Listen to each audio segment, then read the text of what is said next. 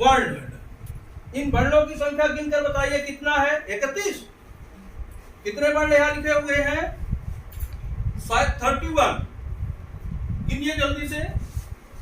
चलिए, अगर नहीं गिनते हैं आप तो आपको वहां लिखा मिलेगा ट्रैकर में। क्या लिखा मिलेगा?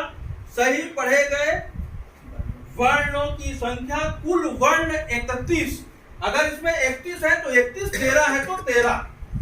जितने पेपर में वर्णों की संख्या है वही आपको ट्रैकर शीट में लिखा मिलेगा। डीबी सिंगापुर सही पढ़े गए वर्णों की संख्या कुल वर्ण, जो वर्णों की संख्या पेपर में।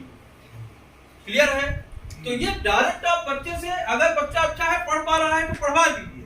अगर बच्चे के समझ में नहीं आ रहा है कि सर हमसे क्या करवाना चाहते हैं आकलन में, यदि बच्चे के समझ में नहीं आ रहा है कि सर हमसे करवाना क्या चाहते हैं, तो जो टीचर आकलन कर रहे हैं वो यहाँ उदाहरण देखेंगे। तो वर्ण पठन में यहाँ 2 वर्ण आपको लिखे मिलेंगे। आप पढ़ के बता दीजिए कि देखो, जैसे यहाँ लिखा है हाँ ना, ऐसे यहाँ जो लिखा है इसको पढ़ो। ठीक है? अब बच्चा पढ़ना प्रारंभ करेगा तो वहां टीचर की रिस्पांसिबिलिटी बढ़ जाती है। जब बच्चा पढ़ना शुरू करे तो टीचर को बड़े ध्यान से देखना है कि कितने वर्णों का उच्चारण सही तरीके से बच्चा कर रहा है, अर्थात वर्णों को सही सही पढ़ रहा है, और कितने वर्णों को गलत तरीके से पढ़ रहा है या उसका गलत उच्चारण कर रहा है या सही तरीके से नहीं पढ़ पा रहा है। तो आपको काउंटिंग करनी पड़ेगी, देखना पड़ेगा कि कितने वर्णों को बच्चा सही पढ़ा है और किन किन वर्णों को पढ़ने में उसने गलतियां की। उन्हीं वर्णों में गलतियां करेगा जिस वर्णों को वो नहीं पहचानता। जिनको पहचानेगा उनको वो सही सही पढ़ लेगा। फिर इसके बाद आता है सर शब्दांश। वर्ण के बाद क्या आएगा? शब्दांश। यहाँ शब्दांश लिखे रहेंगे। इसके पहले 2 उदाहरण यहाँ दिए रहेंगे। अगर बच्चे के समझ में आता है तो शब्दांश पढ़ेगा, नहीं आता तो उसको आप समझा दीजिए उदाहरण से। यहाँ 2 उदाहरण जो लिखे हैं तो आप पढ़ के बताइए कि देखो, जैसे हम पढ़ रहे हैं तो वैसे यहाँ पे जो शब्दांश लिखे हुए हैं, कभी भी बच्चे को समझाने के लिए पेपर वाले वर्ण और शब्दांश आपको नहीं पढ़ने, नहीं आपको सुनकर वो सब बता ले जाएगा। अब बच्चा इसको पढ़ना जब शुरू करेगा तो आप बड़े संजीदगी से ये ध्यान देंगे कि किन शब्दांशों का उच्चारण बच्चा सही सही कर रहा है और किन शब्दांशों को पढ़ने में गलतियां कर रहा है। आप काउंटिंग करेंगे। फिर इसके बाद पेपर इस तरह का आएगा, यहां मिलेगा शब्द।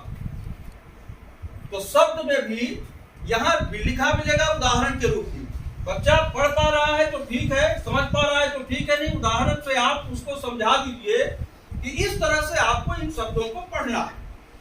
अब जब बच्चा पढ़ना प्रारंभ करे तो आप क्या करेंगे? ध्यान से, जैसे वर्ण पर आप ध्यान दिए थे और शब्दांश पर आप ध्यान दिए थे कि कितने शब्दों को बच्चा सही तरीके से पढ़ रहा है और कितने शब्दों को पढ़ने में गलतियां कर रहे हैं, उनकी संख्या आपको पता करें। यही से मौखिक आकलन समाप्त हो जाता है। मौखिक आकलन क्या हुआ? समाप्त। अब क्या आया? लिखित समूह आकलन। अब एक साथ होगा। अब देखिए यहाँ बच्चे बैठे मिल गए आपको। अब क्या करेंगे? सारे बच्चों को एक साथ बैठा दें और क्या बोलेंगे? अगर पहला आवधिक आकलन है तो 10वें सप्ताह का वर्कबुक का पेज खुलवाएंगे, दूसरा है तो 20वें सप्ताह का, और तीसरा है तो 30वें सप्ताह। तो जब 20वें सप्ताह में बच्चा वर्कबुक को खोलेगा तो वहां की क्या मिल जाएगी? Copy, printed copy. वहां कार्यपत्रक में अभ्यास कार्य नहीं है, कॉपी है। अब जब कॉपी मिलेगी तो अब क्या होगा? लिखित आकलन। तो लिखित आकलन में पेपर में पहले से छपा मिलेगा। यहाँ क्या लिखा है? वर्ण लेखन और श्रुत लेखन। आप बोलेंगे, बच्चा सुनकर लिखेगा। तो श्रुत लेखन में यहाँ पे वर्ण छपे हुए, इनसे हटकर अलग वर्ण आपको नहीं बोलना है। क्यों? क्योंकि इस 11वें सप्ताह से 19वें सप्ताह तक के लेसन प्लान में इन्हीं वर्णों को आपने सिखाया है। तो जिन वर्णों को आपने सिखाया है उसी का आप आकलन कर रहे हैं। आप क्या करेंगे? क्रमबद्ध तरीके से स्पष्ट रूप से, ताकि